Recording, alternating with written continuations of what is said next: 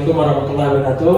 Saya Heri Diansyah dan Bu Aza, kelompok 1. Kami akan kembali membuat diskusi terkait dengan perilaku organisasi yang ditugaskan kepada kelompok kami. Hari ini kami akan coba membahas tentang power and leadership in organization atau kekuasaan dan kepemimpinan dalam suatu organisasi. Kami akan berdiskusi terkait dengan jurnal yang dibuat oleh Edwin P. Hollander. Ini jurnal yang membahas tentang bagaimana kekuasaan dan kepemimpinan yang diberlakukan pada suatu organisasi. Nah, sebelum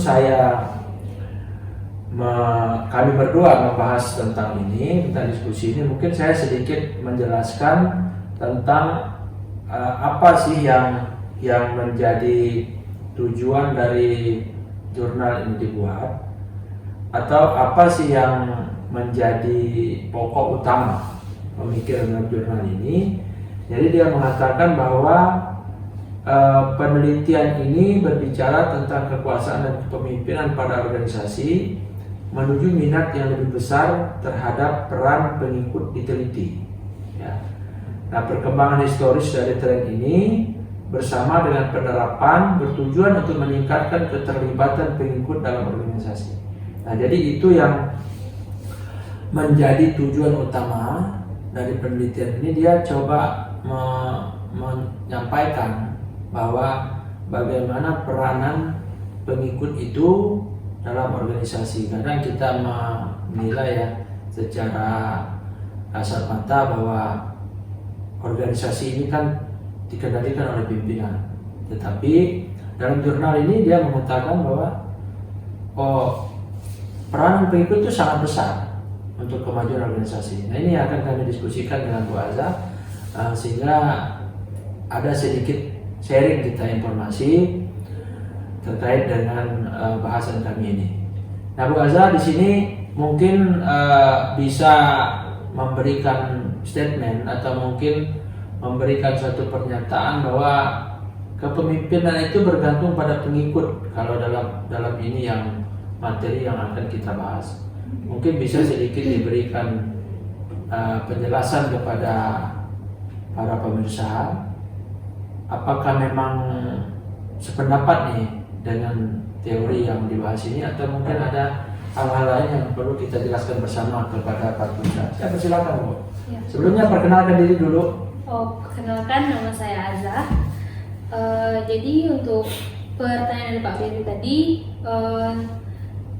sebetulnya itu ada juga beberapa organisasi yang memang si leadernya ini si pengikutnya ini harus mengikuti si leader. Jadi dia memang punya pengaruh kuat untuk kekuasaannya. Ada juga beberapa organisasi yang memang si leadernya ini menyerahkan semua keputusan itu terhadap si bawahnya, si karyawannya mau kayak mana terserah. Yang penting tujuan organisasi kita tercapai. Tapi kalau misalnya di tempat saya bekerja, Pak, itu kayak ada bawahan ke atasan, atasan ke bawah. Jadi kayak tertumpu sama satu orang yang di bawahnya si atasan. Ya. Itu. Ya. Kalau Pak Ferry? Ya. Jadi memang betul itu ya. Kalau saya memang mengatakan bahwa memang kalau kita lihat terkadang organisasi ini kan bertumpuk sebenarnya bukan pada satu orang ya, tapi terkadang pemimpin itu dia melihat bahwa dia tidak mengambil risiko. Dalam artian memang terkadang tingkat profesionalisme ini kan harus terkait juga dengan kinerja ya. Dan harapan pemimpin mungkin yang mengharapkan semua pegawainya itu adalah orang-orang yang dapat membantu dia, mensupport dia, dalam terkaitan pekerjaan. Nah, tapi realitanya terkadang tidak seperti itu. Ada siapa yang bisa disuruh ya dia yang bekerja. Jadi kebanyakan ke satu orang. Ya, karena betul. Terkadang ditumpuk satu orang, akhirnya dia capek sendiri gitu kan. Ya, begitu saya sependapat Pak Hasan. Nah, ini ada lagi terkait dengan tadi yang disampaikan. Dia bilang itu kekuasaan tidak sama dengan pemimpinan. Ya, ini disampaikan oleh Pak Kobi sama Zalining ya. Ini dalam jurnal yang dikutip oleh ini. Dia mengatakan begini, kekuasaan dalam organisasi itu punya 3 bentuk yang dapat diidentifikasi, yang sering muncul bersamaan sebagai akibat dari posisi individu dalam waktu dan tempat serta kualitas pribadinya. Itu terkait dengan kekuasaan. Nah, jadi menurut Fred ini, kepemimpinan itu menyebut kekuasaan berbasis otoritas. Jadi dia bilang itu kalau pemimpin itu lebih ke kekepalaan. Artian dia melihat bahwa ketergantungan seorang pemimpin pada kekuasaan ini sangat berdampak buruk dengan pengikutnya dan pencapaian tujuan. Ini dalam jurnal ini yang disampaikan demikian. Mungkin saya